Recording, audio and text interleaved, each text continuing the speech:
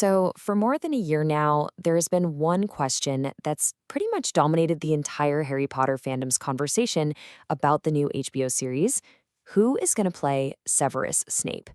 Well, when actor Paapa Essiedu was announced for the role, it didn't just cause a stir, it kicked off an absolute firestorm. Today, we're going to break down the story of two Snapes and the controversy that has really defined this casting. At the heart of this whole thing is a pretty simple conflict. On one side, you've got Alan Rickman. His performance was so iconic that, for most fans, it's literally impossible to separate the actor from the character. And then on the other side, you have Paapa Essiedu, a really celebrated actor, stepping into that role.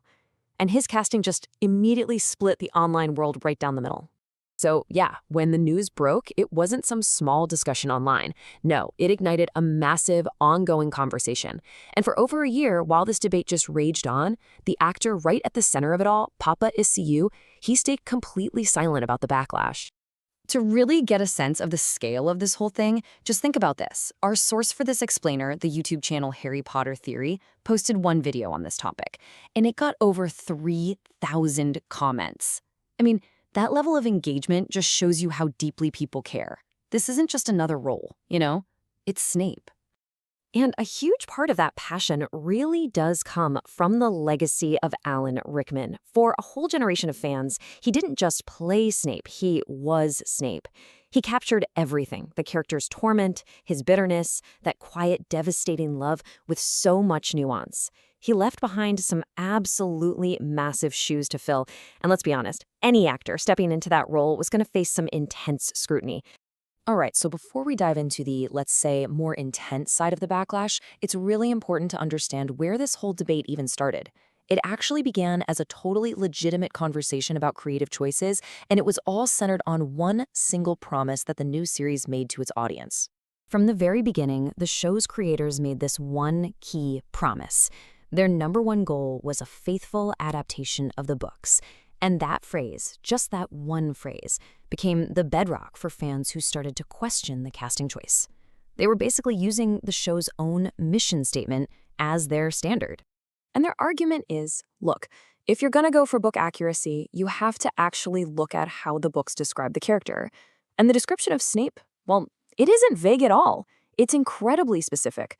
The text paints this very clear, very deliberate picture of this man, from his ghostly pale skin right down to his hooked nose. And it's not just what's written in the books. Fans also point to the author's own original sketches of the character as even more proof of a specific intended look. So for them, when you combine the detailed text with the author's own art, you get a definitive picture of what a book-accurate Snape is supposed to be. But here is where the story takes a really sharp turn. Because while so many people were debating artistic choices and faithfulness to the source material, a completely different and much darker conversation was happening right alongside it. After a year of staying quiet, Paapa Essiedu finally spoke out. And what he had to say, well, it shifted the focus completely. This wasn't just about fans disagreeing with a casting choice anymore. This was about personal, vicious, and threatening abuse he was getting for just doing his job. Just listen to this quote from Essiedu. It says it all. This is what he has been dealing with. Not criticism, not a debate, but direct threats on his life. This is the moment the conversation crossed a line that you just can't come back from. And this wasn't just some one-off thing.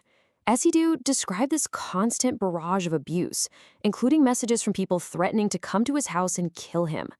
It got so bad, so relentless, that he had to completely disable the comments on his own post announcing the role. He admitted it takes an emotional toll, and he said it plainly. Nobody should have to face this for simply doing their job. Now, we need to be really clear on this point, and the sources too. The abuse is coming from a small, but incredibly loud, minority. The overwhelming majority of fans are having passionate, but totally reasonable, discussions. The harassment, it really only represents a tiny fraction of the overall fandom. But here's the ugly truth about the internet, right? It doesn't take many people to create a massive amount of noise. And for the person on the receiving end, someone like Paapa Essiedu, that small group's hatred can just drown out everything else and become their entire experience of the fan reaction. So, all of this brings us to what's probably the most important part of this whole situation: the absolute need to draw a clear line in the sand. Because there are two fundamentally different conversations happening here, and it is so vital that we distinguish between them. Okay, on one side of this line, you've got fair criticism. It's perfectly reasonable to disagree with a casting choice. It's perfectly fine to question if it lines up with the show's own book-accurate goal.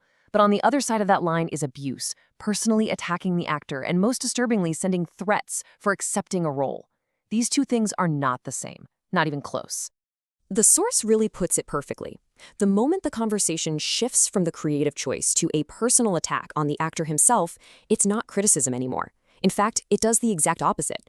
It completely undermines any legitimate arguments because it makes the whole position just look irrational and hateful. And that is the ultimate takeaway here. It is entirely possible, and honestly, it's necessary, to hold both of these ideas at once. You can critique the casting choice while absolutely refusing to take part in the harassment of the person. One is a discussion about art, the other is just abuse. Plain and simple. Which leaves us all with one final lingering question. In our world today, with these intense online fandoms where passion can so easily sour into poison, who's actually responsible for drawing that line and making sure the conversation stays on the right side of it?